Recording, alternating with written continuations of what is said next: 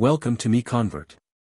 In this tutorial, I will show you how to convert MA files to 3DM format, completely free and online.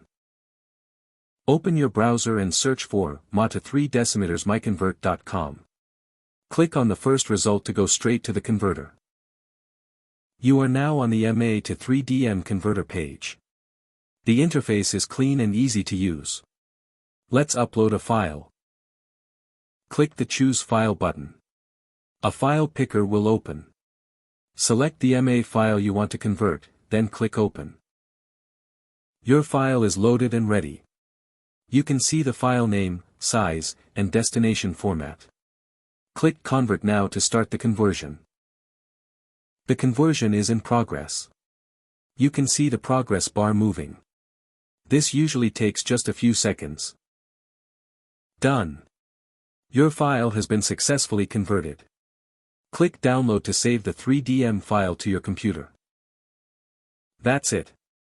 Visit MiConvert.com for more free conversion tools. Subscribe for more tutorials. Thanks for watching.